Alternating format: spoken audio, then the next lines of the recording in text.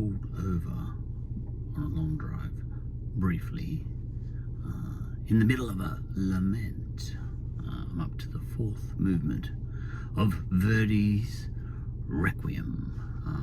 I was listening to a podcast earlier in which it's a podcast I listen to a bit from time to time, which goes through classical music and describes pieces, and then I listen to that for a while, and then I go and put the piece on after I get sick of listening to those two.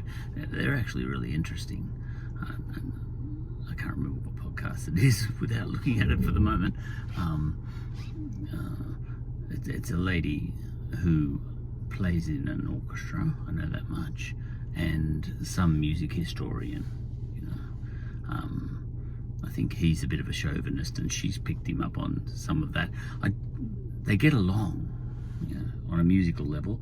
I did hear one thing where he said something very chauvinist, and she took offence, but completely let it slide because it wasn't relevant to what they were talking about. They have a shared love of music. So even if at that moment she thought he was a pig, it wasn't relevant to her at that moment in time. She was able to keep talking to him and really enjoy the conversation and enjoy his company, even though she may have thought him a total pig, because they were there to speak music, not politics. It's a question of whether you can separate these things in your mind.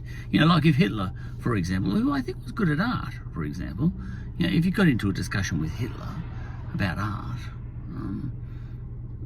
it could be, it might be he might be a decent person to chat to, and even if I was Jewish, for example, depends on who I was, but if I wanted to talk about art, and I was out to dinner with Adolf Hitler, maybe I could park.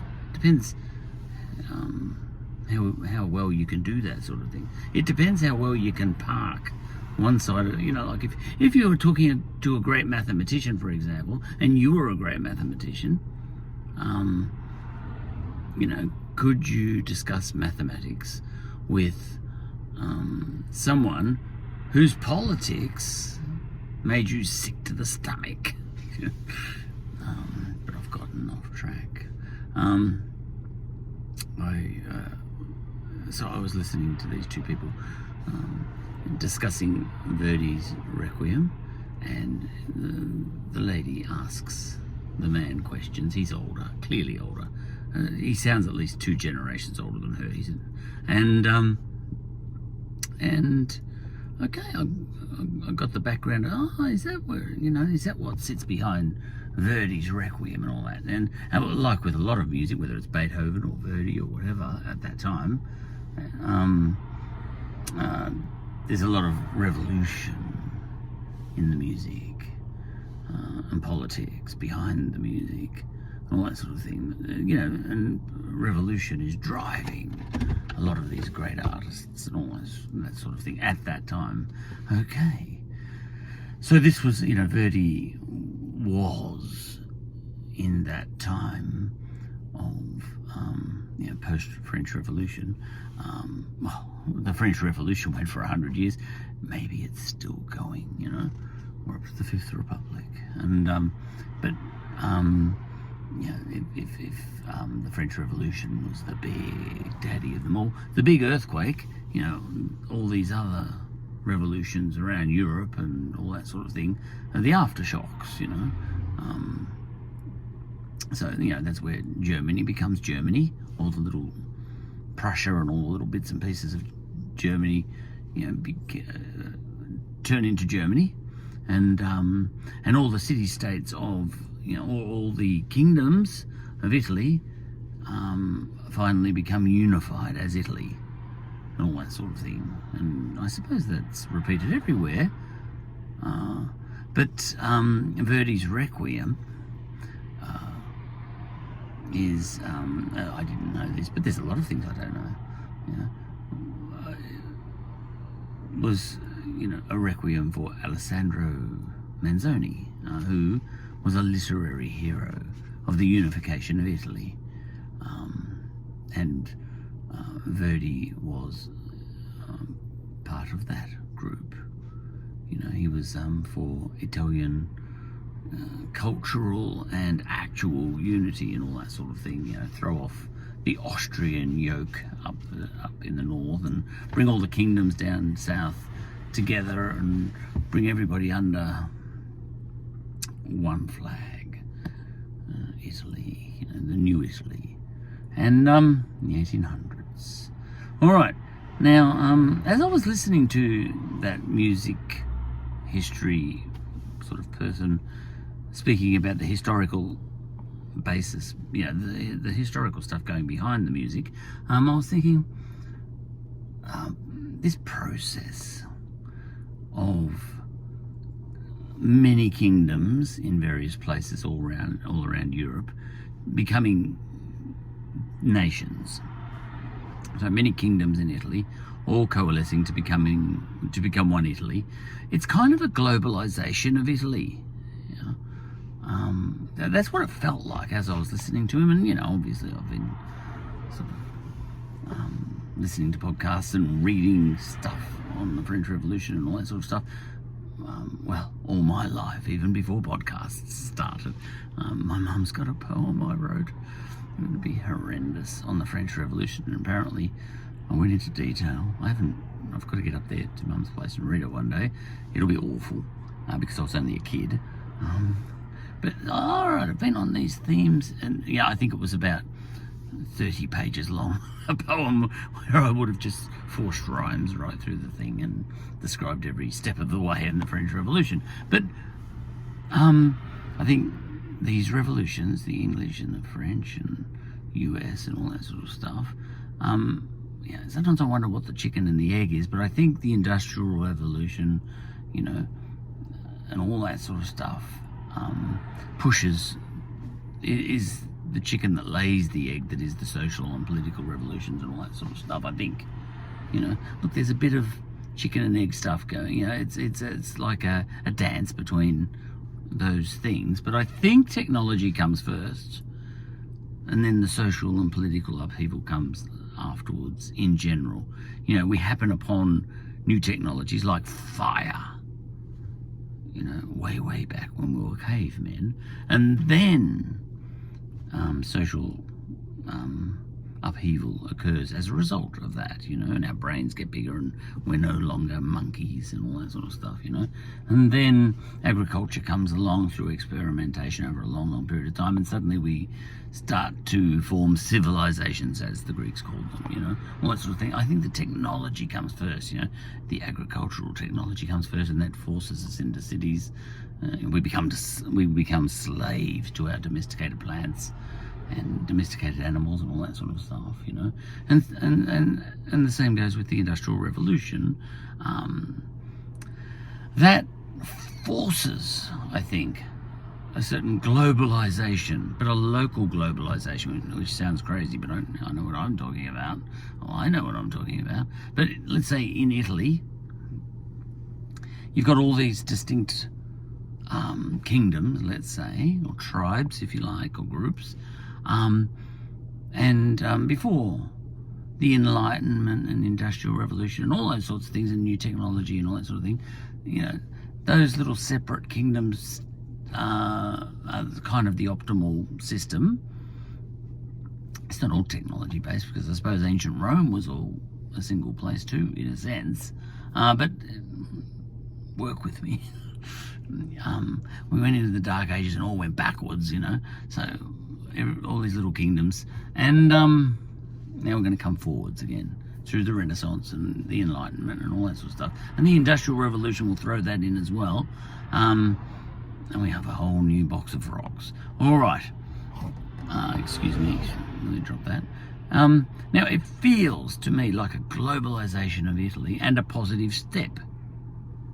Well, an inevitable step, because once the technology is there, those little city-states, those little tribes are never going to survive. So you might as well get on board, because you just know that all those little kingdoms are going to, that's not optimal anymore. You know, you need a bigger entity, you know, like you need all the little milk bars all coalescing into a supermarket, as much as we hate that sort of process, because we kind of find those milk bars charming, you know.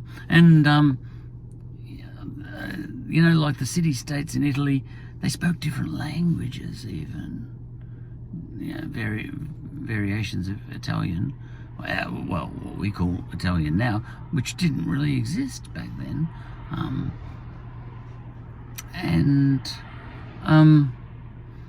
And it's inevitable that Italy becomes locally globalized, i.e. unified, and all the different tribes all become one Italy. Now, it's never totally successful. Even to this day, Italy is, you know, the South is not politically in alignment with the North and all that sort of stuff. You know, there's all that going on. But the point is, there is an Italy, and there is an Italian flag, and people call themselves Italians. So Italy did globalize itself at that time in the 1800s.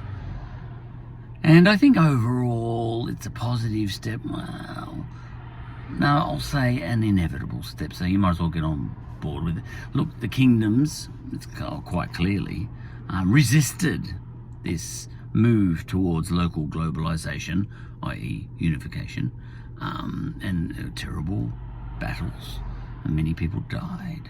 Now, Verdi was a musical hero of this process of globalization, local globalization. Now, this was going on in Germany too, and in France and everywhere else, even in England, this coming together. And even in the modern age right now, you know, it's sort of happening in Ethiopia, of all places, a place I keep an eye on, simply because my goddaughter's interested in it. And there's a lot of people in Ethiopia at the moment that are trying to keep all the tribes separate, you know, keep them all discreet and distinct, but it's almost like an unstoppable force towards local globalization there. And I think the current Prime Minister, and, you know, and there's lots of horrible genocidal type stuff going on, as the current Prime Minister of Ethiopia, Dr. Abiy, tries to locally globalize, unify Ethiopia into a new form of unified state that's different than the previous form of unified state, which wasn't that unified. It was more an ethnic federation sort of thing. Anyway, so whatever Dr. Abiy's doing now, with great amounts of suffering and death and all that sort of stuff, and shocking loss of culture and all that sort of stuff, is, I think, what was happening in Italy back in the 1800s. And, you know, many people died, and they became the heroes, the people who died. Well, people die on both sides, don't they, in all these situations. And the unifiers were, now, the Italian word meaning resurgence, you know, risorgimento or something. This is the unification process.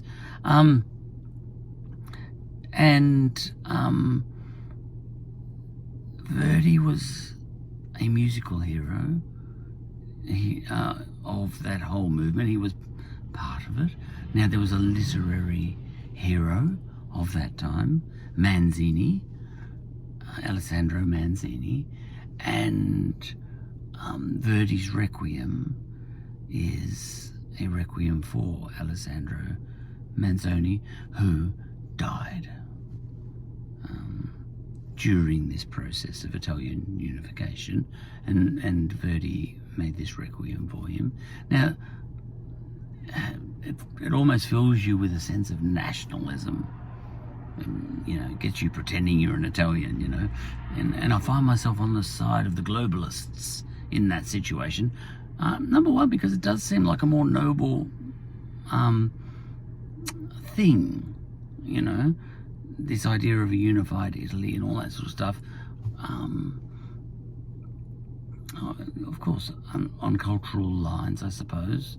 But surely to the north they were a bit Austrian as well. the Italians, what we call the Italians now. But it seems to be on the side of good, and the people who are trying to keep the old ways, the kingdoms, seem to be on the side of, they're the bad guys, Now, it's not that simple. So there would be, the loss of those kingdoms must have been a great tragedy for the people who lost those kingdoms and all their supporters, and the people who wanted to stay as independent kingdoms. It must have been awful, all of that becoming unified, and the loss of language and all that sort of stuff, because I think Manzoni wrote from what I heard before on my podcast, wrote a key book in his version of what we call Italian now, and that became a kind of standard. He almost standardized Italian, and all the people who spoke different dialects of Italian, but such strongly different dialects that they couldn't understand each other, half of them, all started just using that as a template for a one Italian language. So you're talking death of language, So you can imagine that sort of thing happening in Ethiopia now, that everyone ends up just speaking Amharic, and you get the death of certain local languages all over the place. But as I was listening to them speak about it, that process in Italy, it seemed like, yes, there was tragedy in the loss of those independent tribes, as it were, kingdoms, and loss of language and loss of culture. And it had to have been an awful tragedy, because all change is tragedy, I think. And yet, overall, you get the feeling that Alessandro Manzoni and Giuseppe Verdi, John Green, my father-in-law is called John Green, and other people who were involved,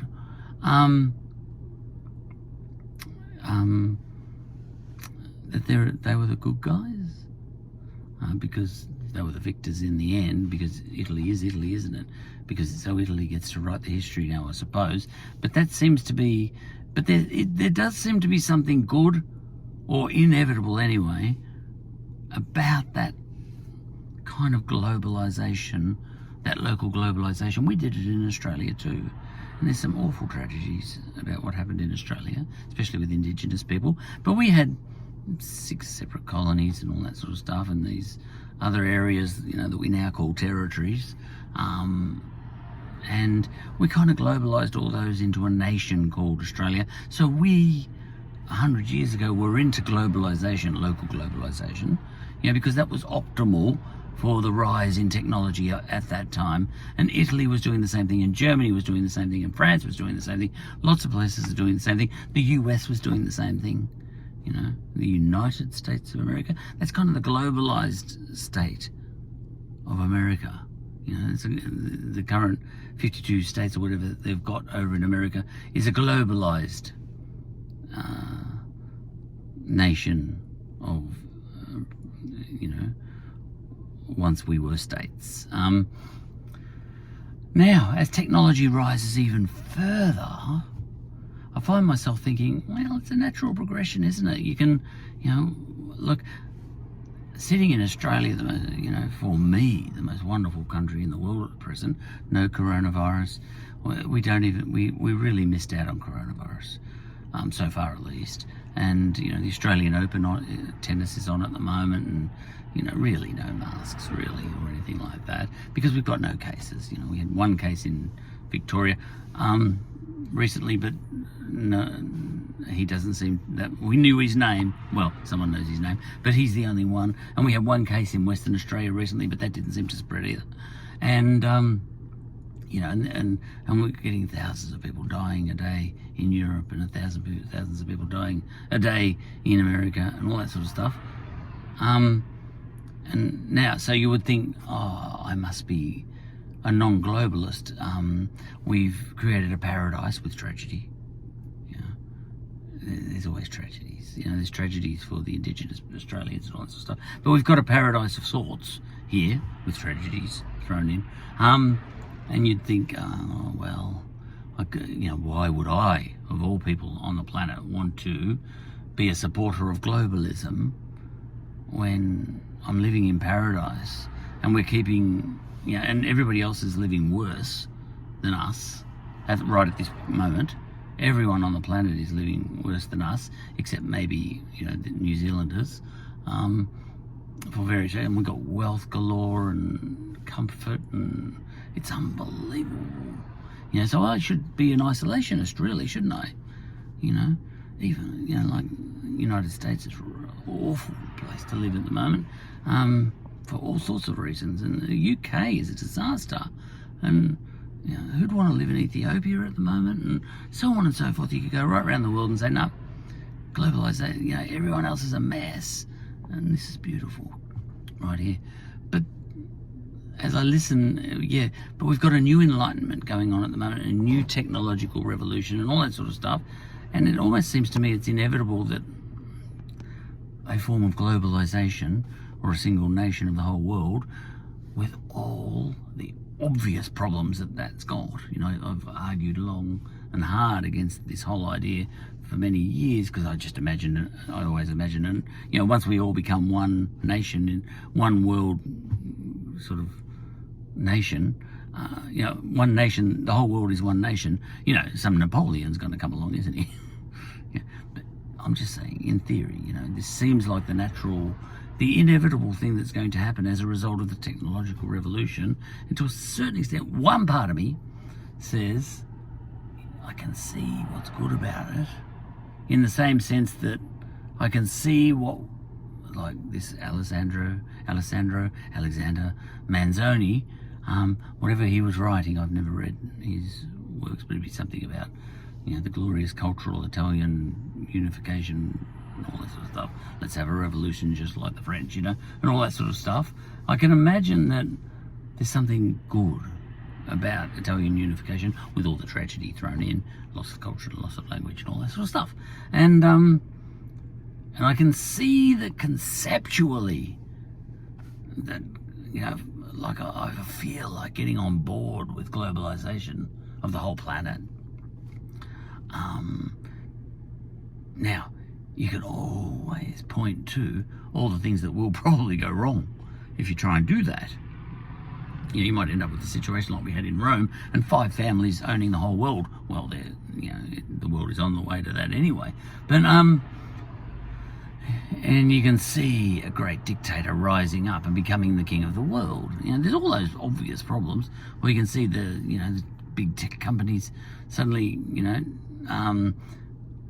turning into artificial intelligence, and we're all being run by technology, and we all become slaves in some George Orwell 1984 sort of way. But all those concerns would have been true of the kingdoms of Italy when Italian unification was coming along. There would have been people saying, this is going to be just, we're all going to be slaves to some Augustus Caesar that's going to come along, some Stalin-style Augustus Caesar, because Augustus Caesar, way back at the unification of Rome, if you want to call it that, the death of the Republic, he was a Stalin kind of person. And I can imagine, I bet, I haven't studied it at all, but the various kingdoms of Italy must have worried about what a future king or president of a united, globalised Italy, locally globalised Italy, was going to, that he was going to be another Caesar. There would have been that worry. There was the very real spectre of that with Napoleon, becoming very much an emperor in the Roman way, and all that sort of stuff. So and yet, it was inevitable that it had to go that way. And we do have a France now, which seemed like a really bad idea once. I'm sure, as when Napoleon was running around and taking a crown off the Pope and putting it on his own head and saying, I make myself king, God doesn't make me king, and the people don't either, I do, which is one step. Anyway, I better go, because you know where I was going with this. I'm almost becoming a globalist, but I know there's problems.